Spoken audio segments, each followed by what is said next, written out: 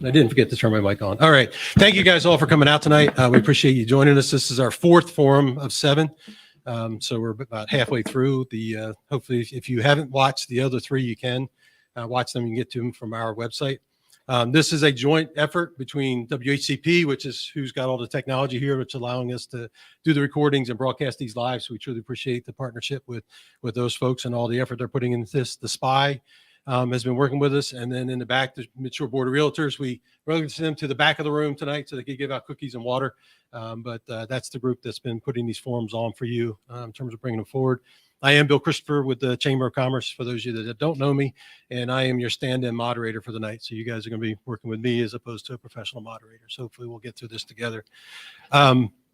Pretty straightforward event. There's going to be a 2-minute opening statement by each of the candidates. So they'll get 2 minutes to say whatever they want to say to start. Then we'll start a round of questions. Those will be 90 seconds they have to respond to those questions, to answer those. They have all seen the questions. We provided the questions ahead of time, so they had a chance to think about how they want to answer the questions. So these are not necessarily spontaneous, but they are, they had seen them.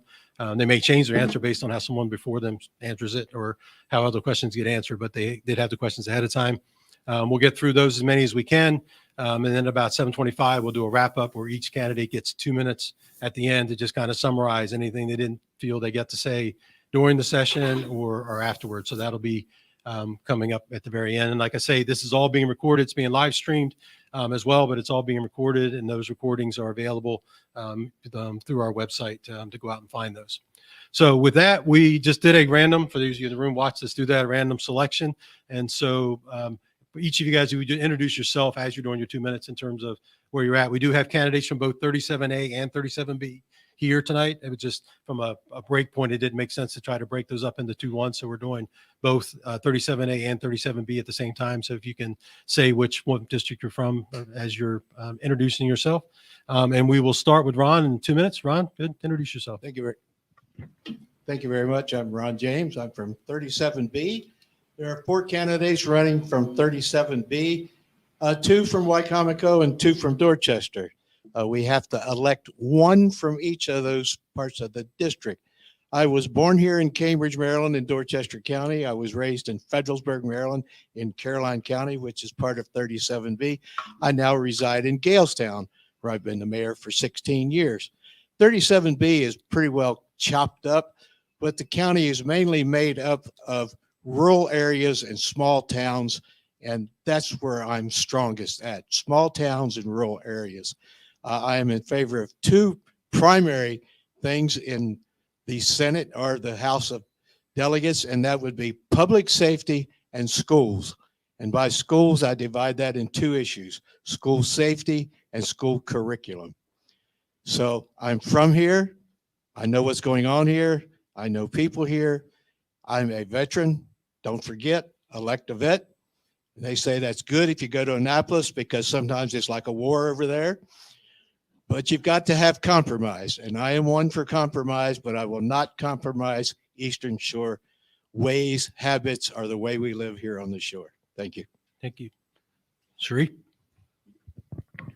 Good evening, everyone. I am Cherie Sample Hughes. I am the delegate representing House of Delegates at 37A, which is inclusive of Wicomico and Dorchester counties.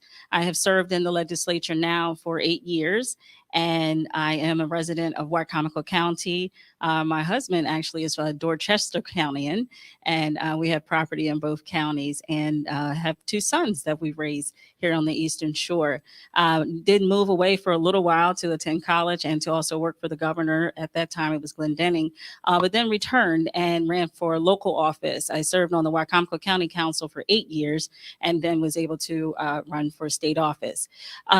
I'm interested and feel as though that I'm committed again and have always been committed to my constituency. And I learned that early on by being a member of the American Legion Junior Girls Auxiliary. And so my family early on instilled in me the necessity to be a part of the community, to give back to your community, but also to see what you can do to improve it. And so I've instilled that in my children as well.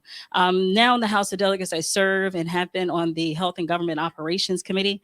So a lot of times you'll see I'm very strong on health policy, making sure that our elderly as well as our young people and middle age, those issues are addressed through policy. And so to that end, the way I get my legislation mostly is understanding and listening to constituents all throughout the year, and then figuring out how I can then impact that or make that change by passing the policy and getting the legislation done. In Annapolis, it requires you to listen. It requires you to have relationships, because of 141 of us in the House, you can't get anything passed by yourself. I know you'll probably hear more of that from Delegate Adams this evening as well. But thank you for having this tonight, and I certainly look forward to additional questions. Thank you. Nicole? Hi. Thank you, Bill, for having us, and thank you all for coming. I appreciate you taking your time to come out and learn about the candidates. My name is Nicole Ackley, and I'm running for delegate in 37B. My husband and I moved to the Eastern Shore over 20 years ago, where we have raised our 3 children and made this our home. Prior to taking office, I worked in several capacities as a registered dietitian. I have an undergraduate degree in dietetics from Indiana University and an advanced degree in food and nutrition science from Penn State. I currently serve on the Wicomico County Council, and I represent the largest, most rural area in that county. My committee appointments on the County Council include the Local Health Commission, Behavioral Health Authority, Social Services Board, and most recently I revived the Women's Commission of Wicomico. I currently serve as a commissioner on the Critical Areas Commission for the Chesapeake and Atlantic Bays, and the Maryland Department of Disabilities Assistive Technology Board. The National Association of Counties appointed me to serve as the member of the Human Services and Education Policy Committee. I received the Governor's Award for Volunteer Service in 2017 and President Trump's Volunteer Award Service in 2020. I've served as the president of our local Habitat for Humanity, and I currently serve as the vice president for Parents Place of Maryland, an organization that advocates for children with special education and special health care needs. Thank you, Nicole. My name is Delegate Chris Adams. I'm a 5th generation Eastern Shoreman. I'm a 3rd generation small business owner.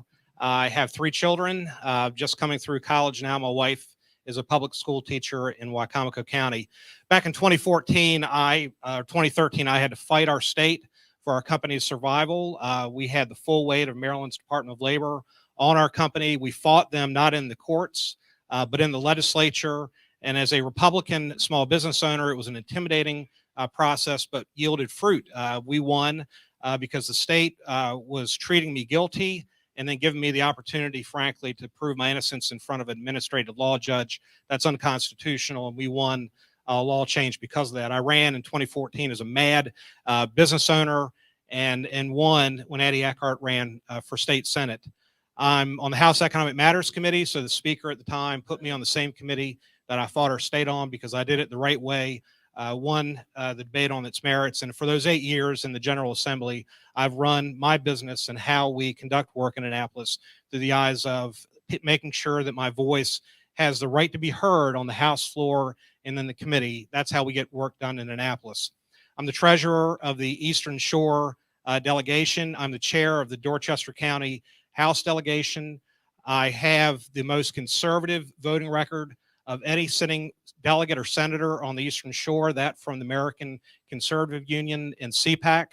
I'm also endorsed by the Maryland Farm Bureau, and I bring my 8 years of experience to another 4-year term, asking for your vote to demonstrate to you again my ability to make change in Annapolis, fight for key industries, agriculture, and our watermen, and do it in a way that you are proud of what that representation looks like in Annapolis. Thank you for the privilege to put my name forward on the ballot and to ask for your vote this coming July 19th. Donna? Hi, my name's Donna Bradshaw. This is my first time out in any kind of public forum like this. I'm running for 37A. Let me try to get this right, because boy, that's a weird district. If you look at it on the map, it's a little bit confusing, and I'm probably yet to wrap my head around it. But I truly believe that we should never have an election that's unopposed, We need people to run against each other so we can talk about the issues, so we can really dig in and see what needs to be done, and if there are other ways to do what we need to do. My platform basically is I want to protect our young people from a lot of the things that are coming down the pike in the schools right now. I want to address school safety. The watermen and farmers are key to this area. And of course, public safety and our police officers, our EMS, all of these are struggling, floundering right now, and we've really got to create some legislation to help them out. I appreciate you all being here. I won't be a long talker, you'll find that out, but I do really appreciate the opportunity, and I hope to hear from everybody in the future. Thank you, Donna. Thank you all for coming out this evening. I am Susan Deline Botkin. I'm trying to squeeze years of education and experience into 2 minutes, so I'm reading, which I don't usually do. For the past 25 years, I've been a nationally recognized successful small business owner here on the shore. I have a family health center with over 2,000 patients who come from Talbot, Caroline, Dorchester, Wacomico, and Queen Anne counties. I know how to listen, evaluate, and help resolve problems. My patients are young, old, veterans, teachers, farmers, watermen, engineers, nurses, doctors, employed, retired, and unemployed. In 2016, I was elected to the Talbot County School Board, and now I'm president. In those 6 years, I supported our superintendent and staff in raising our graduation rate from 85% to 96%. We decreased our dropout rates to less than 2%. We have expanded our equity programs and reach out to student families and community. Together, we can accomplish this for the whole shore. In 2018, I was instrumental in guiding a task force to develop county referendum to increase taxes, which nobody wants to do. But it increased the pay and benefits for first responders, particularly the sheriff's office. This stopped the brain drain in county safety that we're having in Talbot. By finding common ground, we got stakeholders buy-in that benefited the whole county.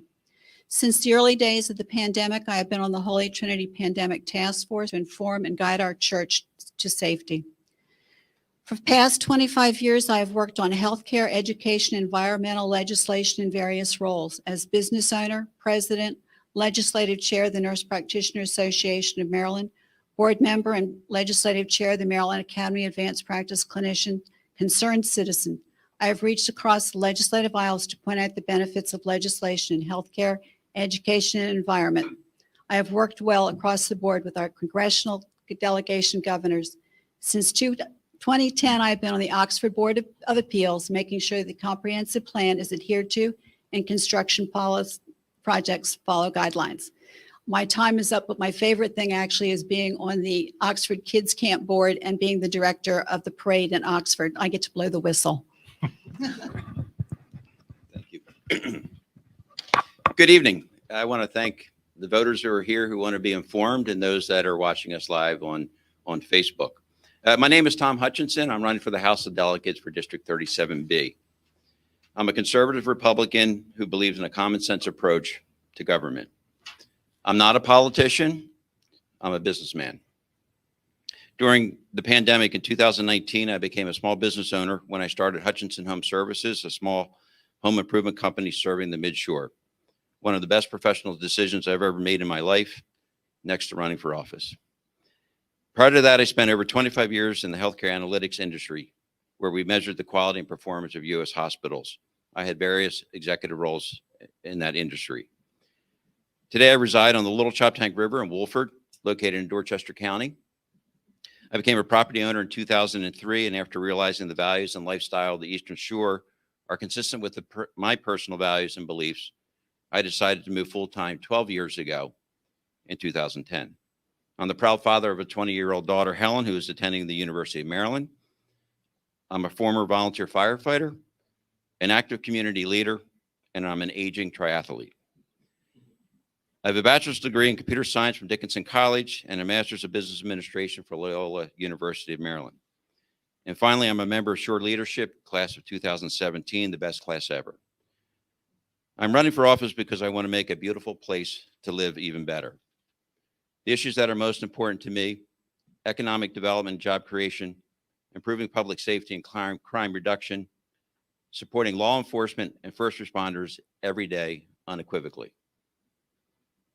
Protect small businesses, our farmers, our watermen from burdensome regulations and taxation, and transparency in education. Thank you, and I look forward and ask you for your vote.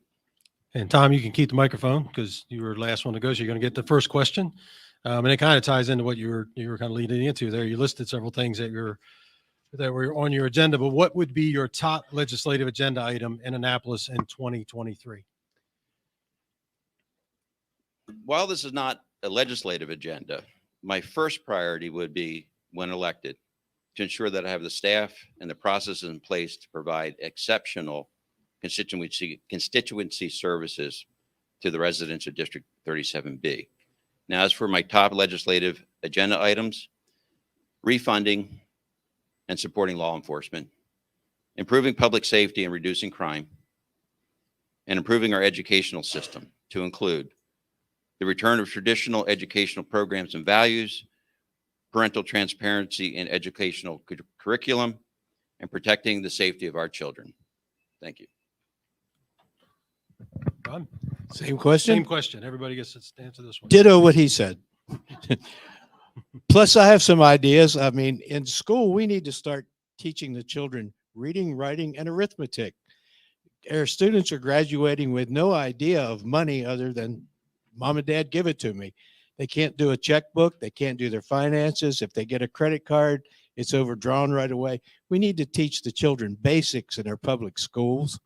Again, we need more safety in our public schools. I have some ideas on that. All schools should be locked down. All schools, no exception, should be locked down. Every classroom should be locked in the school. I think we've instigated that policy in Dorchester and Caroline County. Not so sure about Talbot, but that would stop some of the problems in the school. Again, public safety, we have to refund the police and the public servants, even wildlife management officers need some support from us. I've talked to many police departments in all the small towns and all the county police departments. They're none in favor of the legislature that's going into effect on July 1st with a new police board where some citizens are going to justify the police action or justify the citizens' actions against the police. They're all against that. That happened while incumbent was in office. I would be, my first priority is to get rid of that. Sure, thank you. Just as I said during my 2-minute opening, is that what I have been able to do, and I think is very important, is to, number one, listen. We just came out of session. And so what I do during the interim is take time to hear what the concerns are from my constituents and then work on the policy. And a lot of times the constituents actually help with the policy. And that is a very huge undertaking and a huge task. But couple of things. When we ended the session just recently, there was one bill that I was just really desperately was working on and wanted to make sure passed, dealt with the flooding. And that was our Resiliency Bill, and making sure that in the state of Maryland that we created an office that would address the flooding. And particularly I wanted it because it was Dorchester County, making sure we address that. And what that does, it provides the Maryland Emergency Management Office with staff to really look in and hone in on these regional issues and figure out how we get that federal funding down here. So that's work to be continued. I also have a study underway dealing with breast cancer right now. That's in the MDH's department. And to also look and meet with the nonprofits in our district that still might need that extra support, those legislative bonds. This particular session, I was able to bring about $4 million back. And so that's money that's necessary, can get back into these communities to get people working, to get the services right here in the community. The Macy's Lane school is still underway as far as working with them for funding. But all of these things are important to our way of life in Dorchester County and Wicomico as well. Thank you. Nicole, same question. Thank you. Oh, this will be brief. What is my top legislative agenda? It's addressing the quality of life for all citizens in Caroline, Dorchester, Talbot, and Wicomico. What does that mean? It means the price of gas. It means the quality of education. It means public safety. It means access to health care. It means local jobs. This is not my agenda. Going into Annapolis with my own agenda is wrong. It's the agenda of the people. So I serve on Economic Matters Committee. At the end of last year, we had two major bills that came through. They came through in a convoluted way, an unfinished way. One was Senate Bill 275, which was a broad expansion of family medical leave. It was an insurance program. It would be, once fully implemented, as large as our entire unemployment insurance division. This coming year, you could expect me to fight for limiting the scope of that bill, limiting the cost to the taxpayer, the employee, and the employer, and find ways to try to get the private sector into a market. If we're going to offer insurance like this, have the private sector that knows how to do it, not a government agency that will be very difficult at best in trying to implement the law and come through very expensive. The other bill in the committee that was left unfinished was Senate Bill 528, which was the Climate Solutions Bill. Let's be clear, that bill would have banned natural gas use on the Eastern Shore in Baltimore City. The bill, as implemented, was 40-some pages that basically implemented and forces us to take a green building code into January of this coming year, when people realize that that will end development on the Eastern Shore in a meaningful way. They're going to expect people like us to show up in the committee of jurisdiction, which that bill comes through our committee, and fix the bill. The other thing that the Eastern Shore citizens should know, that I'm going to fight for farmers and fight for our watermen. That is an overarching goal for which every other tertiary industry related job on the Eastern Shore starts with agriculture and watermen. And we have to remember that as we're representing people in Annapolis. Thank you, sir. My top legislative agenda item, in speaking with the people that I have so far, I think broadband is probably one of the biggest issues, especially in our area when we get down to these rural places where our seniors don't have access to internet and where our children can't school properly because they don't have internet or effective internet. It was hard to pick one, but this one I think really does serve the greater good. I think there's a lot of us who would like to go to our doctor, get our test results, or get our test, come home and find out, hey, look, my test results are right there. I don't have to wait 6 months to go back and see my doctor again. That's a big issue for a lot of people. I've seen a lot of people who don't have internet access, and they wait and wait and wait for test results only to find out the test results weren't good and they needed help earlier. Also for education, for children from all socioeconomic backgrounds, it is just important. COVID proved to us that if we didn't have access to the internet, we weren't going to get anything done. The other issue, I think, as far as the broadband is concerned, is job seekers everywhere, especially in our area. We need that internet access because these the people hiring today, our employers, are looking online and they're advertising online. Thank you, Donna. That was really good comments on the broadband. Broadband is one of my priorities as well, and equitable education is my passion. However, I live healthcare, and when I cannot send a critically ill patient to any hospital, emergency room, or the Shore or Annapolis, which happened last week, and know that they will get timely care, I know what is on the top of my agenda and should be on yours. We must immediately investigate our healthcare workforce. And with the U.S., we lost 500,000 nurses in the last year. They just left the field. We already had a 239,000 primary care physician shortage. Nurse practitioners and physician assistants are in short supply in the emergency room and primary care. We have never had enough mental health providers. So first, we need to establish a commission. What is our current workforce in healthcare, in primary care, in emergency care, in mental health? Where are they? Second, an immediate plan to reallocate the personnel resources to the sites where they are critically needed. Offer incentives, not threats. Third, developing initiatives, laws or regulations to attract and retain the best and brightest in Maryland. But in particular on the Shore, we used to have an extraordinary healthcare system. I think you all can remember that.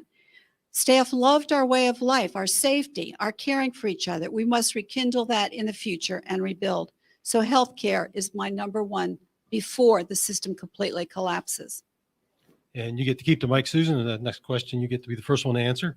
And actually playing off a little bit of Nicole's answer, we're going to jump down. Inflation is hitting Marylanders hard. The price of fuel is going to be a significant hardship, and the 18% increase that's coming in July is only going to make it worse.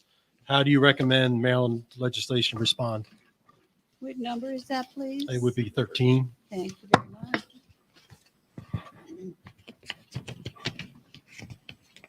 I had to type all this stuff out. Unlike Chris and Sherry. As a small business owner, I struggle with the results of inflation on all parts of my practice: supplies, pharmaceuticals, payroll. I did note that we are not getting paid any more by the insurers, though we are doing more with less. So there is a disconnect there, and that is a state issue for a delegate. In 2021, earnings increased 5.7%, but inflation rose 8%, so a net loss for the second pandemic year. Key is going to be to balance. If the state or federal government puts more money into the economy, buying goes up, inflation pressure rises. If we adjust our spending, we can weather this.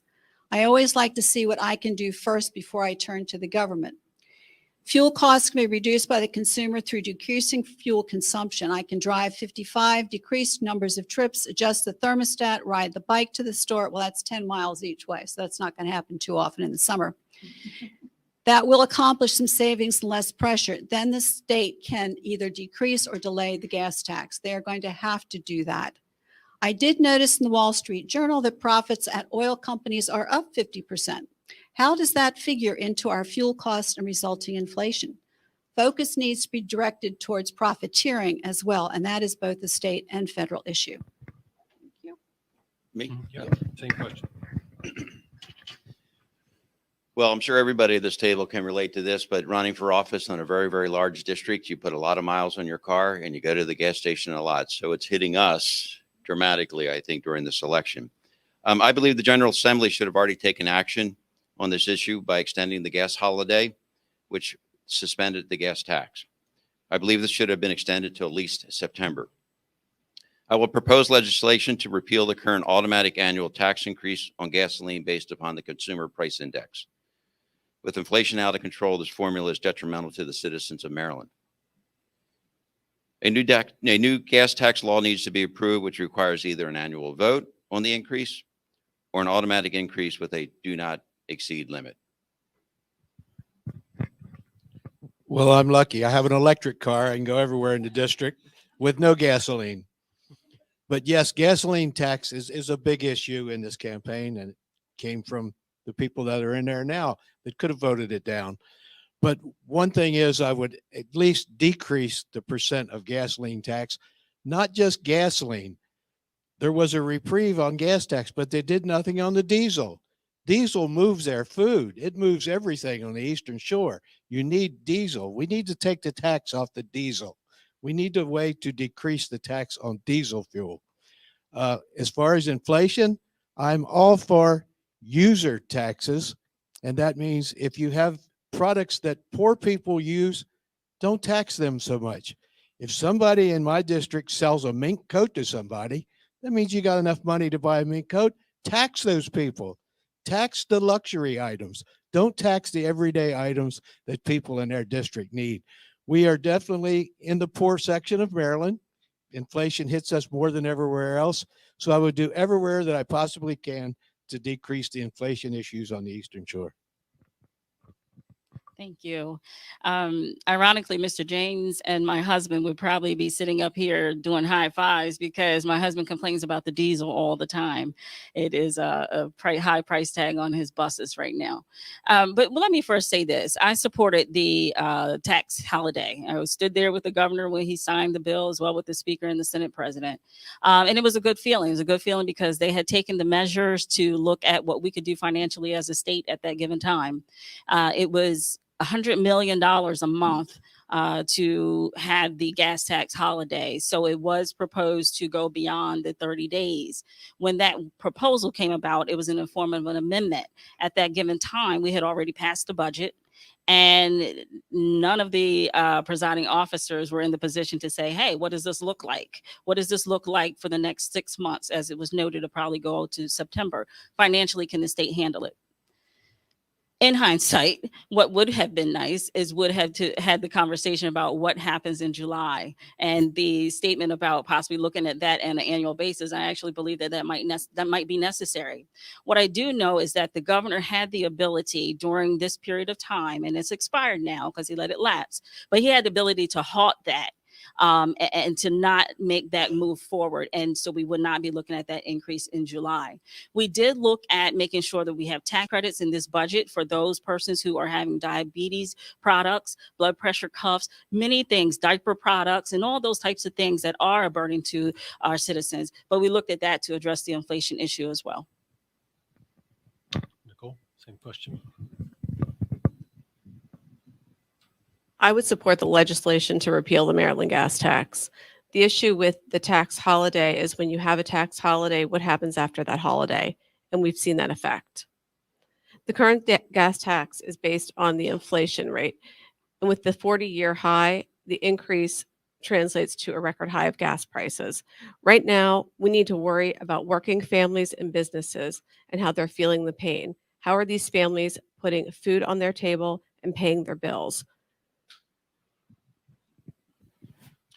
So inflation is taxation, and it falls to the least among us to pay this additional burden tax. Maryland is one of the highest tax states in the nation, and it stands to reason that our buying power, especially those that can least afford it, are being affected more so here than region states. It's fair criticism to say that this past legislative session, we passed a tax exemption on toothbrushes, and at the same time did not have the intestinal fortitude to extend for a reasonable amount of time the credit on the gas tax.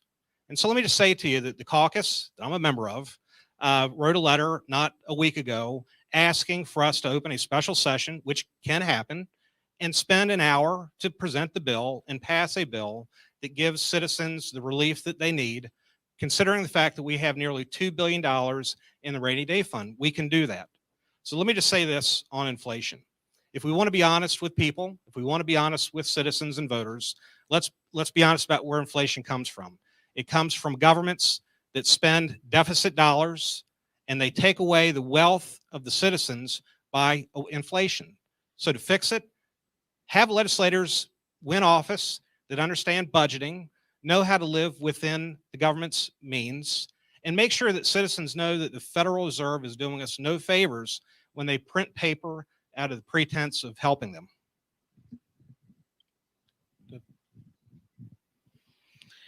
Inflation's hitting all of us very hard. The state needs to do whatever is necessary to stop the gas increase in July. Consumers simply cannot afford to get hit again. The state also needs to repeal the O'Malley gas error tax being tied to the consumer price index.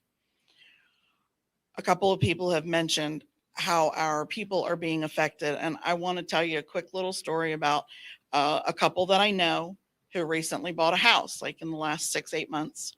They went through the pre-approval process for their mortgage. They figured out what they could budget. They saved for several years to make sure they could make that down payment.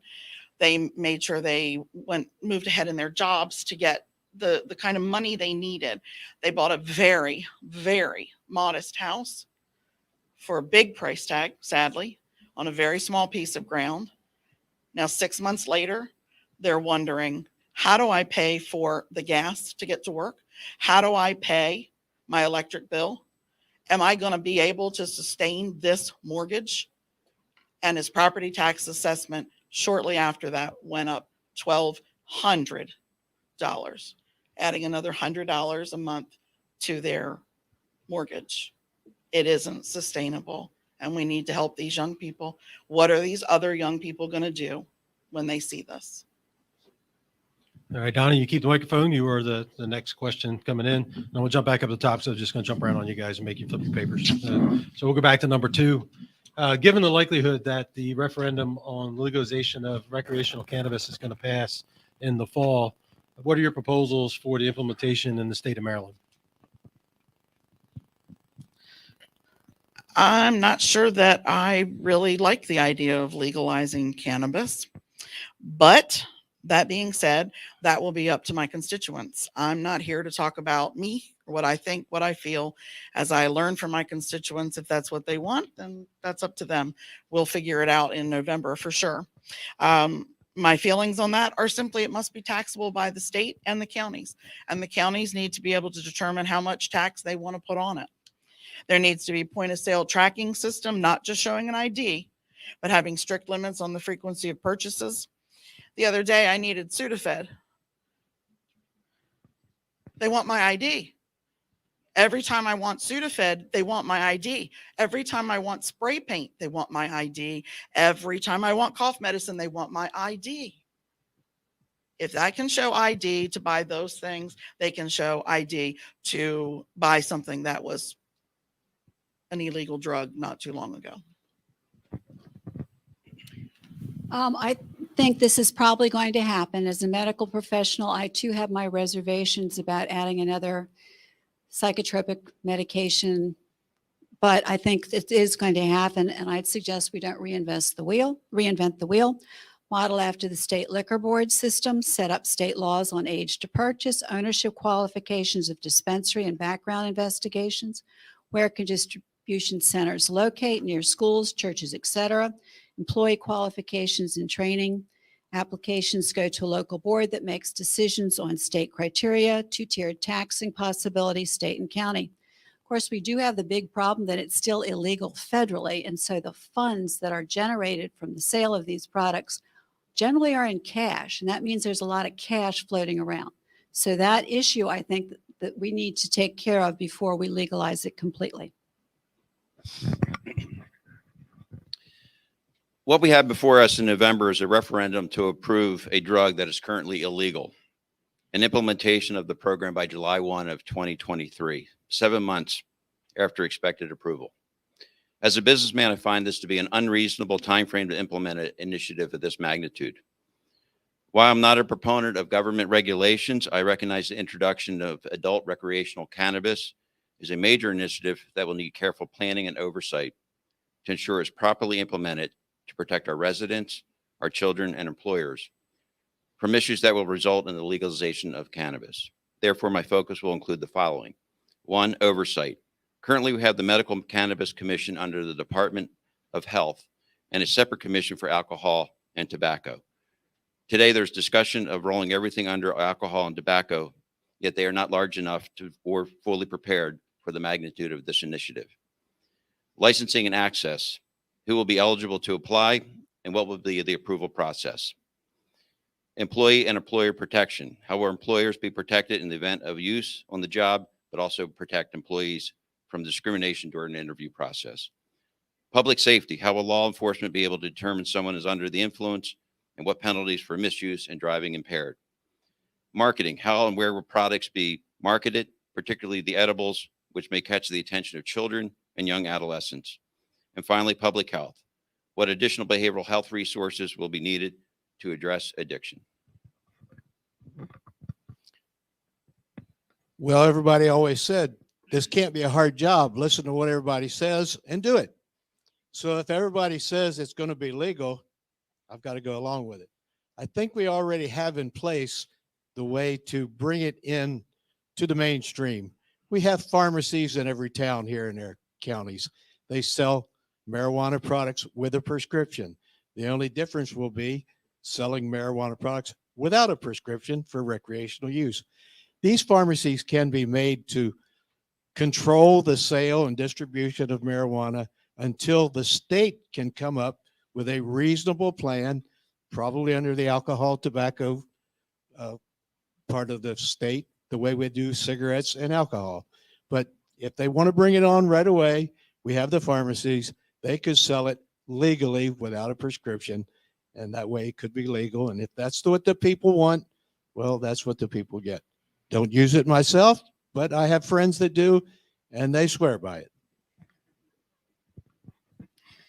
Well, Serving in leadership as the Speaker Pro Temp in the House of Delegates, I was glad I had a seat at the table to echo my concerns with legalization. And probably about 2 years ago, I was just sharing with the Speaker. I said, "Look, we need to make this a referendum because this is important for the citizens to make the decisions for themselves, just as we did with the gaming industry and so many other things." And so, to that end, you have it on the ballot in November. With that being said, we could not move the needle forward in putting it on the ballot without having the discussion and putting forth a bill with implementation. In that implementation process, it does include the creation of an advisory council, similar to what we did with the medical cannabis, but then also looking at, in this case, expungements, looking at resentencing for those who are incarcerated for marijuana, and then also looking at it from the specific side of being in the industry, making sure that a disparity study is done, all of those things that came along with medical cannabis. And personally, I believe that, our state is still in the infancy stages of dealing with medical cannabis, while some areas are thriving and doing extremely well, but we have some areas that aren't. And so it's a little, taken back that we're moving in this direction now. But, when you have policy before you, you have to deal with it and you have to figure out how to make it work and do the best. So we'll see in November as to what we'll come out with. But yeah, at the same token, I have grave concerns about, where we go forward with it. Thank you. Nicole, same question. Thank you. First and foremost, I do not support the legalization of recreational drug use. But if this does pass, I think, there's some things that we need to look at. How we are going to use the tax revenue. It's going to be needed to mitigate the unintended consequences, such as drug addiction and recovery, mental health services, and most importantly, how we support newborn babies that are addicted to illegal drugs. Law enforcement officers will need to be trained in drug recognition, and there will need to be very, very clear laws in what's considered public and private use, making sure that we educate the public in what recreational use will bring. If you have a license to carry a concealed weapon, you will not be able to use recreational marijuana. So before I articulate my proposals, let me just start by saying that I oppose legalizing marijuana, and I voted consistently on this particular point. First off, the reason why we're legalizing marijuana is to generate tax revenue. We're going to legalize it and tax the living daylights out of it, which means we're still going to have the black market with marijuana that could be laced with fentanyl, which is a major problem for us on the Eastern Shore and throughout the state. People get hurt and people die from overdoses. And proposal number one is to make sure that the state holds strong the laws that relate to the black market in marijuana. If we're going to legalize it, then do it like California, make it super expensive, make it pure, whatever you're going to do. Make sure that citizens understand that the black market can't be allowed. The second thing, and the point was brought a minute ago, make sure that before we make it legal, that law enforcement can identify through technology that may or may not be available today, whether somebody driving on our roads is or is not under the influence of marijuana. We have to have safe roads. There are states like Colorado that have behavioral tests, but are they really able to tell whether somebody's driving under the influence like they are with alcohol? And that's a major problem. The last proposal is one that comes from my committee of jurisdiction, Economic Matters. Get ready, the state of Maryland, to vastly increase the funding to workers' comp, because people are going to come to work with saws, machines, forklifts are going to go to manufacturing facilities, and they're going to get hurt, and it's going to cost somebody something in a workplace. So before you do it, get ready for those kind of costs to be borne on employers in the state. And you get to keep the mic, Chris. And the next question is coming to you. A couple of you guys already touched on this, so I'm going to jump down to number 7, which is the Kerwin question. So how do you see Kerwin impacting Dorchester County schools, and what can be done to improve schools in our county? So Kerwin's tough. I opposed the bill because we knew when the bill passed that the broad expansion, the heavy costs were going to be sent to the counties that could least afford it in the form of an unfunded mandate. Our own Superintendent Bromwell, this legislative session, sent emails to all of us with deep concerns about the funding proposals that were being sent forward, for which they were saying to the county, Dorchester, we're going to raise teacher salaries to $60,000 and then increases from there, but they're not showing us the funding in the disparity counties that can least afford these things. That was what Kerwin was supposed to fix. The Thornton formulas were flawed. They were difficult in certain areas of the state.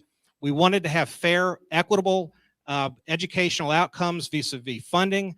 Kerwin, at least now, doesn't do that. And the problem with Kerwin is it takes away local control on autonomy from the school boards of education, where decisions need to be made, where people and the teachers and the parents are closest to those that make those decisions. Right now, we have a state accountability board that's taking that away from the citizens. I oppose Kerwin on a lot of reasons, but not least of which is the idea that local Eastern Shore counties should stand up and say no to these unfunded mandates and yes to keeping control at the county level and making sure that even if we have to pay these dollars in an unfunded way, that we control how that money gets spent.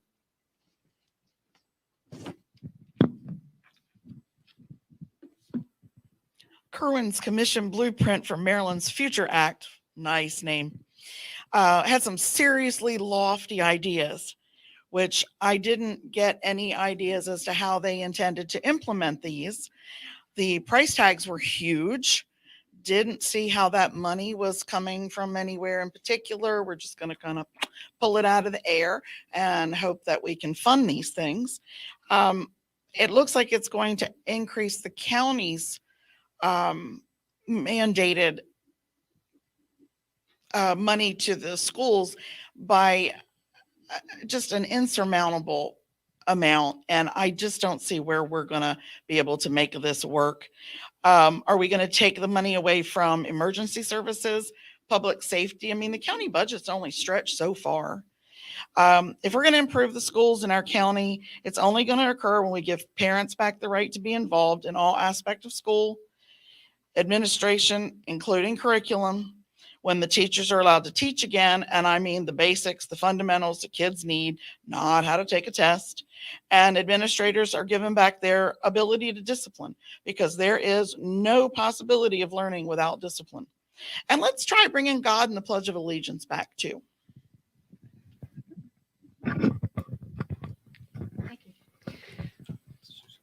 By the way, the Kerwin Commission has now become the Blueprint for Maryland. That is its official name. Governor Hogan commissioned Dr. Brett Kerwin to develop a plan to make Maryland schools' performance ratings in the top 10 in the world. This commission worked diligently in order to put forward really some amazing things in order to put us where we should be. I'm going to give you a brief overview, and I know I'm going to overdo the time, so I'll just shut up when you raise the thing. First, full day free early education is expanded to most 3 and 4-year-olds. High quality and diverse teacher and leaders through more stringent education standards and evaluations, and paying teachers as the professionals that they are. Number 3, improve college and career readiness. Make sure pathways are clear and open to all in an equitable manner. 4, more resources dedicated to ensure students are successful. That means addressing the health and social aspects of learning, putting in place math and reading coaches, English as a second language teacher, social workers, mental health workers. 70% of Dorchester students qualify for free or reduced meals, breakfast and lunch. Hungry, tired, stressed children do not learn up to their potential. There's also a governance board. The actual legislation is obviously considerably longer than that. The Board of Education is usually the biggest chunk of any county's budget. If we are going to invest in our kids, our future, then we all have to get on board. Businesses, for instance, like Mr. Rideout wrote about a march for the moving, and my time is up. But the point is, this is our future. These children are our future. We have to invest in them. We have to put the money forward, and it is done in an equitable manner. Thank you. On face value, the Blueprint for Maryland was intended to level the playing field for all school systems across the state. Its intentions were admirable to make Maryland schools among the top 10 programs in the world. Unfortunately, the reality has set in. It was a lofty goal, and as Chris mentioned, it then had an unfunded mandate. Initially, during the pandemic and the influx of money, during that period, Dorchester County schools fared well. Since then, reality has set in, and both Dorchester County as well as Caroline County schools are struggling to meet the requirements of Kerwin. I had the opportunity to meet with Superintendent Dave Bromwell recently. According to Dave, Kerwin legislation was approved, yet the formula for allocation of funds has not changed. Thus, while the larger Western Shore school systems are faring well, Dorchester County is struggling. This year, Dave needed to eliminate 6 positions just to get to a 2% pay raise. He needs to be at least 4 to 5% to get to that threshold of $60,000 by 2025. To get back on track, Dave predicts that he would need to eliminate 30 to 40 positions within the school system. So to answer your question, Bill, Kerwin is negatively impacting Dorchester County schools. Ron, you're next. Okay, I don't agree with the Kerwin bill either. Like I said before, the Eastern Shore is poor. Every county I've talked to has had to redo their school budgets to comply with the Kerwin Act.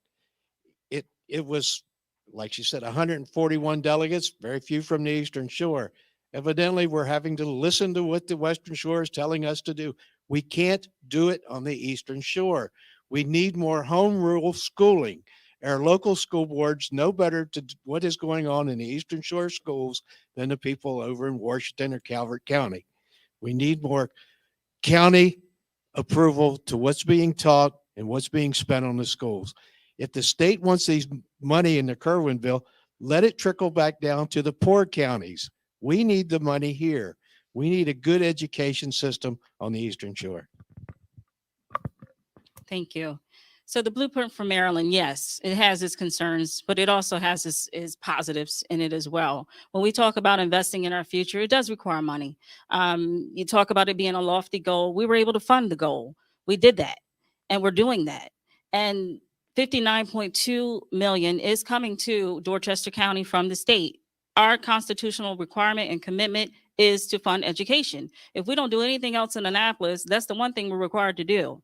With that being said, the blueprint for Maryland speaks to helping with the special needs population in our schools, addressing some of the needs that the teachers have echoed over time. We can't have it both ways. We can talk about that. We want an educated workforce. How do you not prepare our future?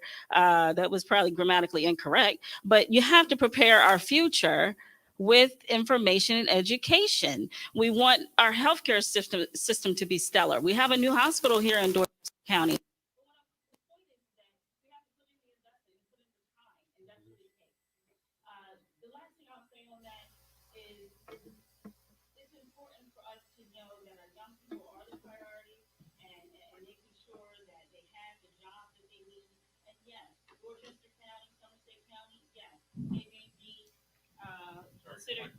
That's fine. I'll keep talking. But Somerset and Dorchester County, yes, they are some of our poorest counties in the state of Maryland. But we have a seat at the table. I have a seat at the table, and I'm going to continue to make that voice heard. And we do have disparity grants that comes to our poorer counties, Wycomico County being one of them. And so we have to fight for that. It's not always given, but it's something we're fighting for, and it's going to continue to fight and to work with our superintendents when they have concerns about their budgets. I'm going to continue to do that. Send it all the way down this way. So we'll get one going again here. We're assuming the battery went out. Nicole, same question. Okay, thank you. So working in local government, we're going through this pain right now. And my thought on Kerwin is if the state legislator would like to mandate these programs, not just the funding, but the programs, then they need to fund the programs. Dorchester County does not have the tax base to implement these requirements. And the county commissioners really need to be mindful of that moving forward. Throwing money at a problem is not a solution. If you want to improve education, you need to get student discipline under control. It is an issue here and nationwide. Students cannot learn in that type of environment, and teachers cannot teach in that kind of an environment. We need to make sure teachers have the resources to teach and they feel supported. And parents need to be part of the education process. There is a serious distrust in our public school systems, and that is helping no one right now. The thing that bothers me the most about Kerwin is there is an appointed board that oversees your elected school board to make sure that that's implemented. Your elected school board answers to the people, not an appointed board. And you get to keep the mic for the next question. Good. The applause are fine. So we're going to shift gears a little bit. And can you please detail this is number 9, by the way. detail your position for renewable energy sources in the state, including large solar farms and wind energy. Can I trade with Chris on this one? Renewable energy is not going to replace fossil fuel. This renewable energy, this needs to be driven by the free market. It should be something done by the private sector. The other concern I have are these large solar farms that are used for large utilities. This takes away from our valuable farmland. We need this land for food production, and as agriculture is the economic driver and the backbone of the Eastern Shore.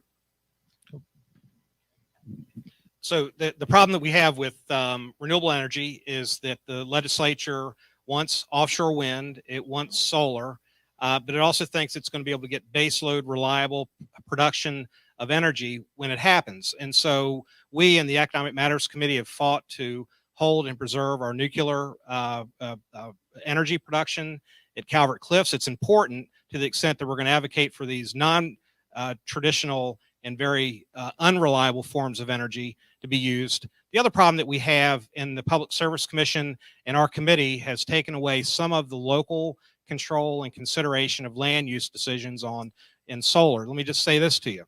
I'm for a landowner who has 200 or 300 acres of land who would like to take their land and turn it into solar. However, there is comprehensive plans. There are local decision-making bodies that make those decisions for the community and the county at large. The state wants to take that away. And why?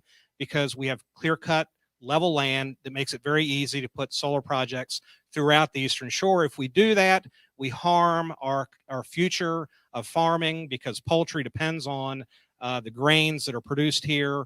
And you can't just take solar and throw it everywhere on the Eastern Shore. The other thing that I've strongly opposed is offshore wind, and here's why. They could have had their offshore wind policy if O'Malley wasn't going for president. They could have done it by sending it far enough miles offshore so you can't see it. The reason why it's not put up today as we speak is because of the arrogance of elected officials in Annapolis who didn't listen to the local decision makers in Ocean City on the Eastern Shore as it relates to these projects. Keep these decisions local. This will not be my forte, I'm afraid, but I've done a little research, and here's how I feel about this. Wind and solar are not full-time reliable energy sources. We're not going to get away from fossil fuels, but we do need to find a way to make some of this stuff a little cheaper. With regard to solar farms, I have to go back to the property rights of the farmers. If it is within their zoning and in accordance with what the county wants, and this is the ones who are doing this so far have taken land where they can't irrigate and they can't grow anything of any substance. And with the prices of everything going up, the fertilizer, the seed, and the fuel, they can't afford to put a disc in the ground anymore. So sometimes solar looks good in that regard. Wind energy, I'm completely against that. I think it's going to have more of a negative impact on our seafood industry and tourism because it is unsightly. I don't think we'll see any returns from that in the future. It's going to have more of an impact on the flight patterns of birds as well as the seafood industry. And again, if the wind doesn't blow, it's not doing us any good. I think that we don't talk about the other renewable energy source that's considerably underutilized, which is woody biomass. It's extremely effective for combination heat and power generation, and it's carbon neutral. As the trees are harvested and replanted, the younger trees have more capability for absorbing the carbon from the atmosphere, so that makes it much better for us as we live in this area. Thank you. As usual, I have too much to say and not enough time to say it, so I'm going to really make this succinct. I firmly believe in renewable energy. I believe also in the nuclear, and I think we have potential here to expand that. Over the past decades, solar power has become inexpensive, and the solar packs, usually it took about 30 years for them to be reimbursed, but at this point, it's 1 to 5 years. We have every roof in this area should be able to maintain solar panels at this point. At this time also, we have Johns Hopkins generates electricity in Queenstown. Chesapeake College has installed 2.5 megawatts of solar that supply much of its campus electricity needs. Eastern Utility runs its entire wastewater treatment plant on a new 10-acre solar field, and local farms are supplying all of their electric needs with new solar installations. I think we have to look at the reality. We have to have renewable energy sources that are not going to continue to deteriorate our environment. Every day when I get up, I have to make a decision at the end of the road. Do I turn left or do I turn right? And the reason I look at that is because how high is the water up in the road? These are serious questions for us. And so we need to look at things that are not going to affect climate change any further and are going to help preserve the entire area of the Eastern Shore. Thank you. I agree with Nicole that I don't believe that renewable energy sources will replace fossil fuels. Provided there's an appropriate return on investment, I am supportive, though, of renewable energy sources. Wind has already made its presence known in the mountains of Western Maryland and most likely off the shore of Ocean City, which I oppose. I would, however, like to see a true return on the cost of building, maintaining, operating, and disposing of wind turbines, as is taken into full consideration for its true impact on the environment when evaluating wind options. Solar is making an impact on residential homes and in solar fields. While I would rather see farmland be used for productive farming, I'm a property rights advocate as well, and I would not limit a property owner who would want to turn his or her field into a solar.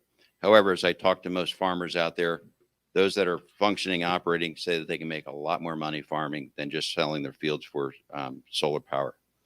I personally benefited from the reduced energy costs by installing 2 geothermal HVA systems in my home, and I was able to do so because of the tax credits, and I would want to see those tax credits continue. And I would also like to see what can be done with biomass. Can we convert more wood waste, municipal solid waste into energy? Can we harvest more landfill biogas and gases? And can we produce more ethanol and biodiesel fuels? Thank you. I am all in favor of renewable energy. People have said they want to shut down Calvert Cliffs. Inspections have proven that Calvert Cliffs is safe for generations to come. One of the cleanest form of energies that's already here. We can't start a nuclear plant right now. If we did, it would take at least 40 years before it would go into operation. People talk about wind farms. People are against them because of the birds. I've been in wind farms in California that have thousands of turbines. There's not hundreds of birds laying there dead underneath them. The birds are smarter than that. When the electric came out, people said, we can't string up wires. The birds will hit them. If we didn't have electric lines, the birds wouldn't have any place to sit nowadays. I'm all against solar farms. It would be the first farm I ever heard of that didn't generate food. They can't call them farms. They want to call them farms so they could get a tax break. It takes away farmland, takes away the valuable land we have on the Eastern Shore. That's why they all want to come here. They tax farms cheap on the Eastern Shore, and there's wide open property. Let's go make it a solar plant, a solar industry. Don't call it a solar farm and tax it cheap. Don't use air farmland. Put solar on top of buildings, not in the farm fields. So I think it's important for us to diversify our portfolio. I mean, it's just natural that we need to do that.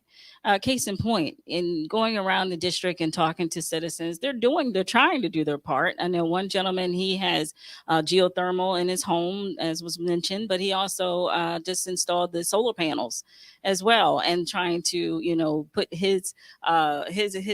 take his part of the process to make sure our environment is a lot cleaner.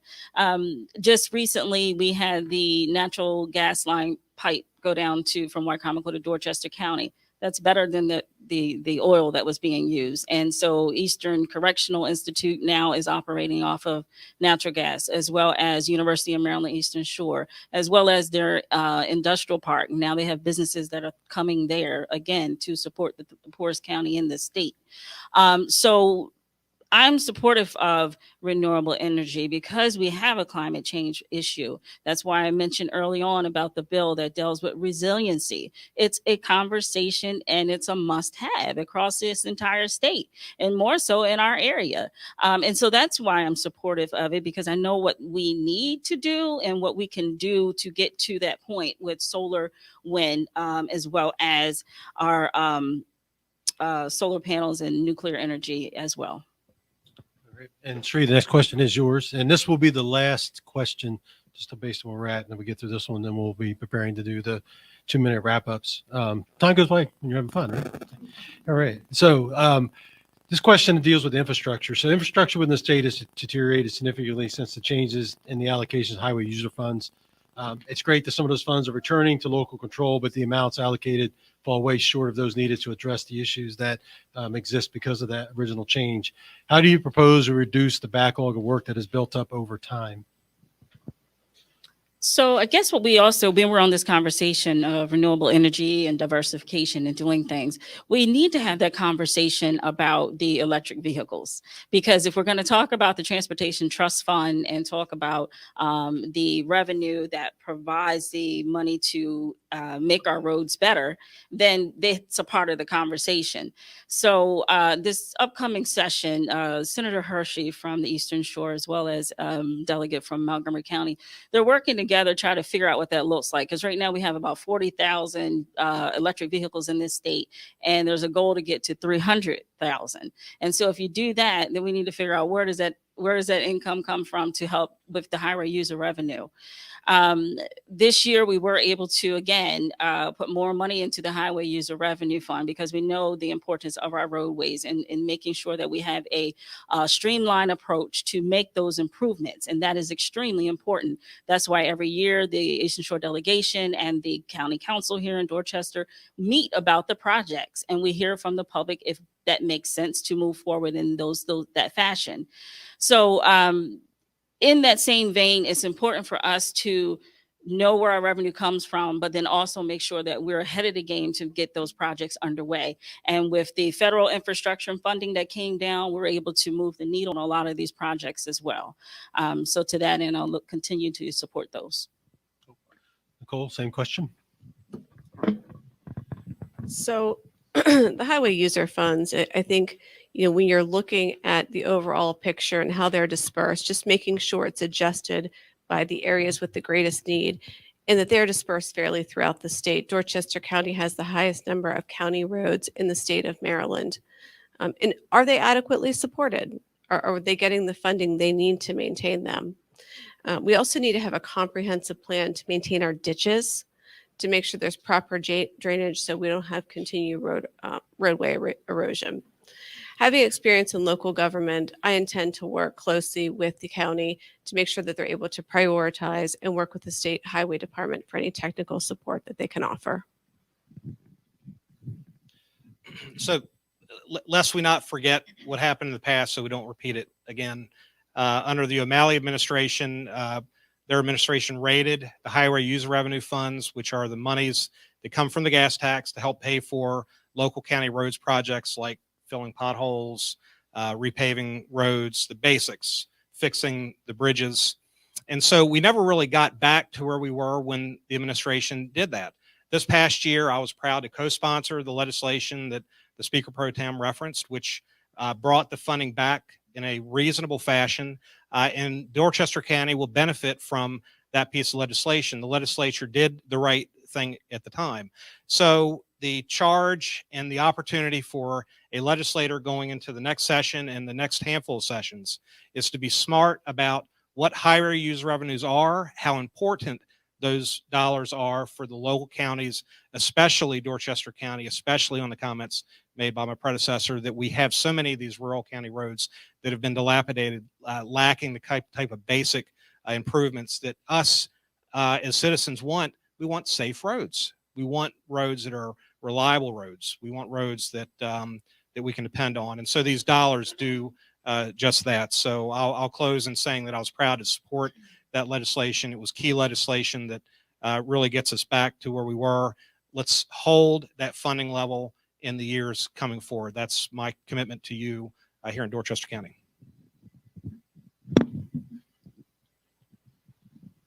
To piggyback off what Chris just said, I understand that we're looking at in Dorchester County at getting possibly somewhere in the neighborhood of $1 million for the next couple of years, and then it's going to fall back off again unless the legislators do something about that.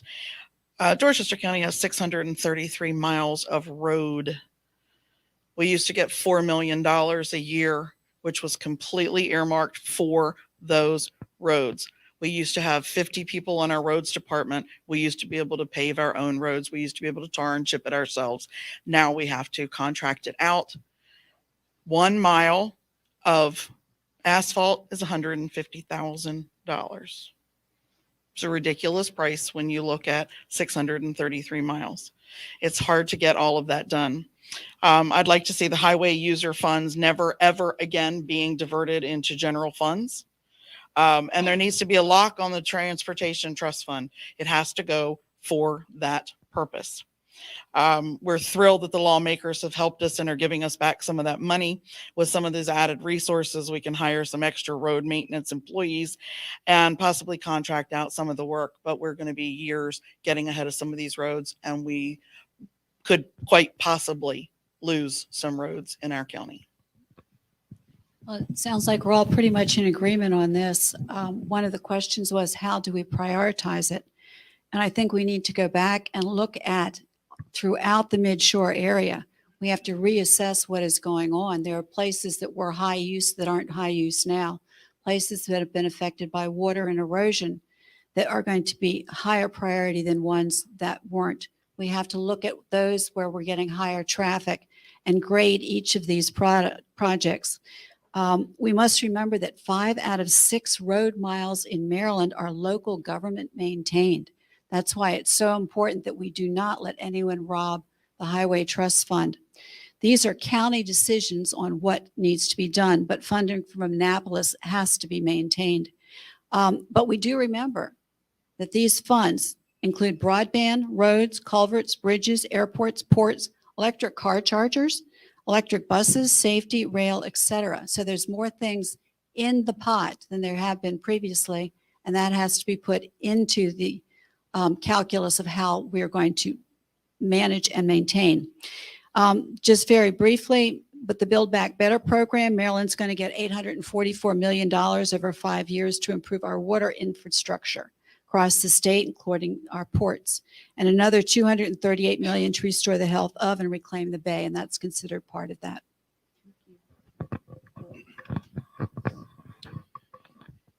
In 2021, the Federal Infrastructure Investment and Jobs Act was passed. We need to ensure that the funds from this act are fairly being distributed to the state of Maryland, and more importantly, that the funds are being distributed to the counties and not necessarily just based upon population. In District 37B, we carry a significant burden by having low populations, large land mass, and thousands of miles of state roads and bridges that need to be maintained. I believe that we need to address the Highway User Fund and return it to its original intention, to be allocated solely to infrastructure and not to fund other unrelated general projects. I'll support and approve on the legislation that Chris mentioned, and I will fight for more money to be allocated for our highways. Kudos to this year's Senate and House. They did get some highway user funds back to the counties where they should be. Was it enough? No, because of the lack of user funds in prior years, the roads have deteriorated greatly. We need to get with the highway departments and let them prioritize what roads need to be maintained. And not only the roads, the ditches, walkways, streams, culverts, bridges, it all needs to come out of this small amount of money that we have been approved for this year.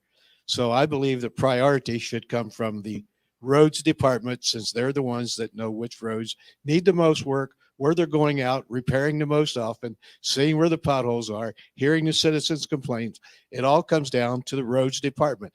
That's what should be the priority section for the highway user funds. And Ron, you can keep the mic. So just for luck of the draw, you started us off. You're going to finish this as well. So now for you guys, you have 2 minutes. This is really 2 minutes for you to say anything you didn't get a chance to say during the question and answer. if there's a question I didn't ask you want to address, you can do that. But your chance to tell the voters why they should be voting for you and any other issues about you. So your 2-minute wrap up. And Ron, you get to go first just because of how the questions rolled out. Well, my 2-minute wrap up is I didn't have a lot of resource materials everyone else did up here.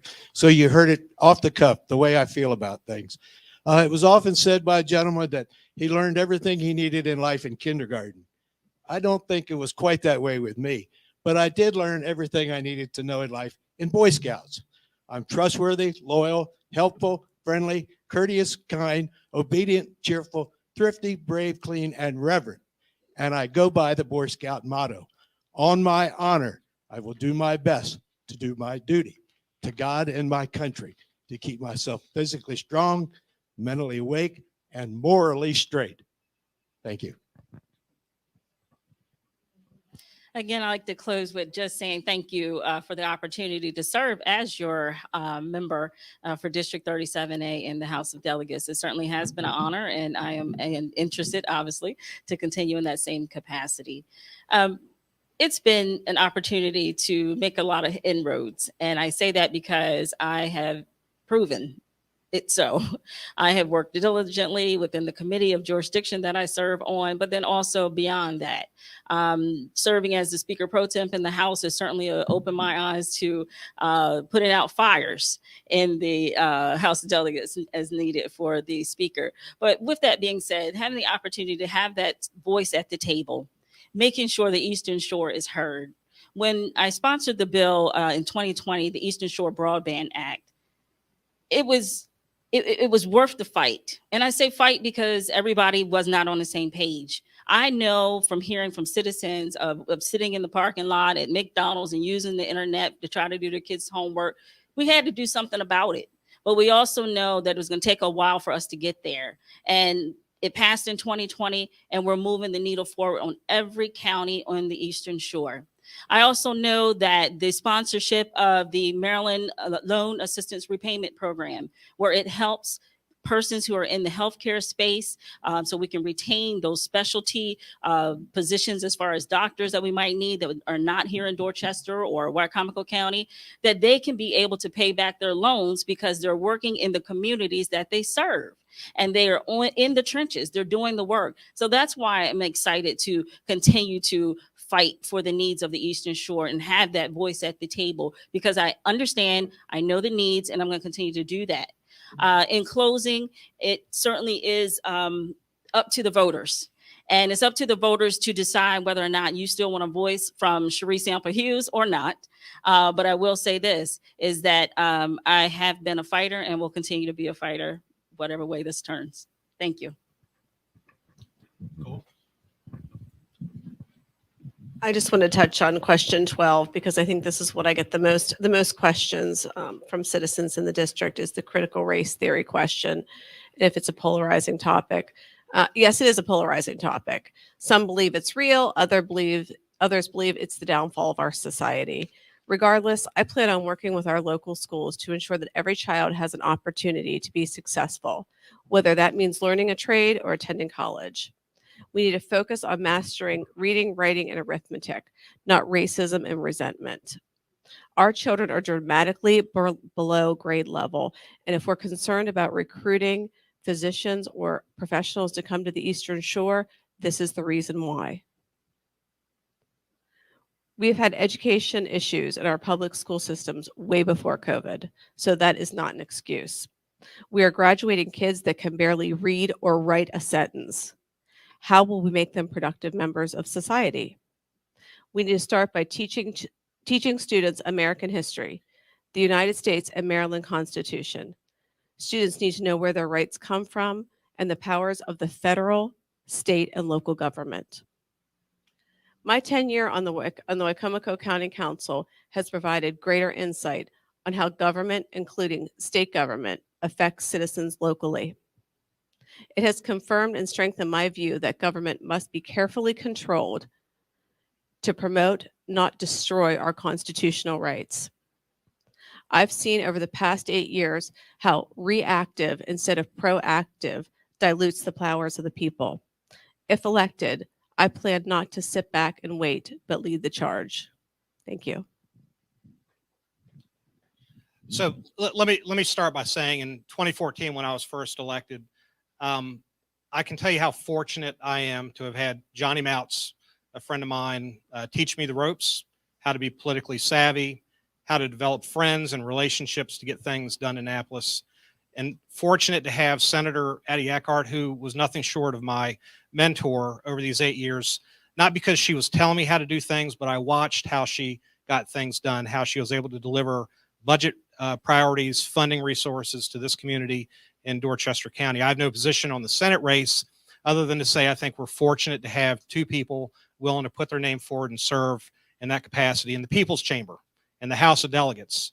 I am fine being a fighter and a rebel rouser and deliver results for you, the citizens in the state of Maryland. I can tell you that when I stand on the House floor and speak, I do it concisely, and I can tell that my voice is being heard. Last year, we had the bill debate on the family medical leave bill, and after my speech, the chairman of my committee, C.T. Wilson, came over to me and said, hand me your homework there. We're going to try to adopt some of the things that you talked about today on the House floor, which they did. As a voice for you in Annapolis, it's important that you understand that as a Republican, I can't give you 30 or 40 bills that I've passed, but I can give you 30 or 40 that I've killed. And I can give you at least another 30 or 40 that I've had a direct involvement in my committee on the House floor in amending those and making them workable so we have clear, bright line paths to compliance with the law, which is important. If we're going to pass a law, make it fair. And so I'm asking for your vote because I'm the most experienced legislator on the ballot in the House of Delegates that can deliver, knows how to deliver for you in Annapolis. I was the legislator of the year for the Maryland Retailers Association. At a time at the height of our pandemic, the statewide association, who could have given it to a Republican or a Democrat, said, Chris Adams, you are the one that we watched fight for us and make meaningful change in Annapolis. That's why I ran for a third term, because I can do this job, and I want to ask for your vote to continue doing that work in Annapolis. I thank you all for being here. I look forward to the fight going ahead. I am excited for everything that I have to learn to live up to what these guys know already. I find that it's a very interesting process, but I think we need some common sense legislation. I think common sense has gone out the window, and I want to bring Christian ethics and common sense thinking to some government that I think may have gone a little haywire. I ask for your vote in the primary as well as the general. I hope that you will encourage everyone you know to get out. I know it's not a presidential race, so we have lower voter turnout, but we really need to encourage people to get out there because the issues that are before us right now are critical, especially for our kids, our safety, and our, frankly, some of our livelihoods. And thank you again. Thank you, Donna, and thank you to the members of the Chamber, the Realtor Board, SPY, and any others that provided this opportunity for us. It's my goal to continue to work for the best health care we can provide at the price that we can afford. It's my also to continue to push for the best, most equitable education system we can provide to maintain high safety standards in the whole Mid-Shore. I stand with our farmers to ensure that we maintain our heritage and encourage young people to continue in farming by providing incentives, grants, and best practice incentives. I will work with our watermen, our boat builders, our aquaculture teams to develop solutions to the problems on the bay. With that as a base, we will attract clean energy businesses that pays wages and benefits that our citizens deserve. We will be able to build and maintain safe and affordable housing, and with that healthy education base, we will make solid decisions on how we are to grow and develop for our benefit, for your benefit, for our children and our grandchildren's benefit, preserving the Mid-Shore character and setting an example for the others.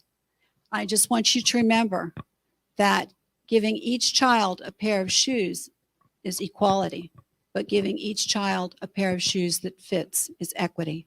And that's what I strive for in everything that I do. Thank you very much. Thank you, and thank you for the opportunity to share my position on a number of important issues. When I go about this evening talking to people or out and about, people ask me how the campaign's going. And I want to really tell you, I'm having a great time. This has been one of the best things I've ever done because I get out and I hear the issues from Caroline to Talbot through Dorchester to the west side of Wacomico. I'm meeting new people and hearing what their issues are, and I look forward to serving them. I would also like to thank everybody that's sitting here at this table who's running for office in District 37. I've learned a lot this evening, and I appreciate the time and effort that we're all putting forth to make a difference. I respect all of you. In closing, I would like to reiterate that when elected, I will focus on economic development and job creation. I will improve public safety and crime reduction. I will support law enforcement and first responders every day unequivocally. I will protect small businesses, our watermen, our farmers from unnecessary regulations and taxations. I will ensure that parents have a final voice in what is taught in our schools and that local school boards have the power to make local decisions. I will defend our Constitution and fight against any efforts to infringe upon the Second Amendment. I will expand broadband. I will reduce and eliminate taxes and fees. And most importantly, I will preserve the values of the Eastern Shore. I ask for your vote so that together we can make a beautiful place to live even better. Thank you. All right. Thank you, sir. A round of applause for the group tonight.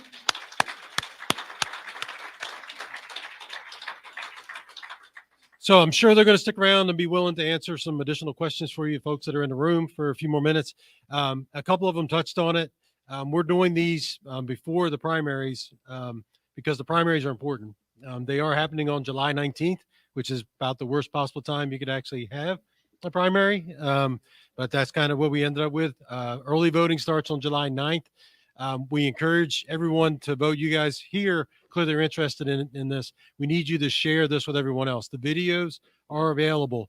Take the video, find something that one of these candidates said that you loved or hated. I don't care which. Send that to somebody and say, go to, 4 minutes and 30 seconds. And I haven't watched this. I have no idea. Was it 4 minutes, 30 seconds yet?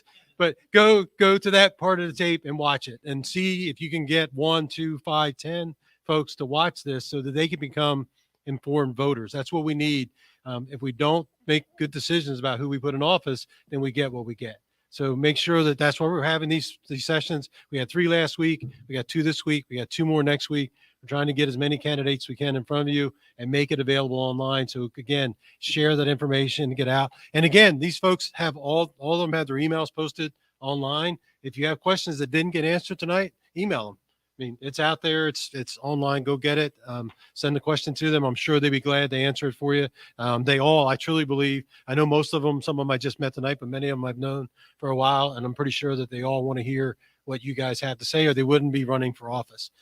Because I have no idea why anybody wants to run for office, quite honestly. But but thank you for doing so. And again, with that, we are going to close out tonight. Again, appreciate you guys all coming. I'm sure the candidates will be more than willing to take some more questions from the crowd at home. Thank you for watching. Again, share this with as many people as you can. Have a good night, folks.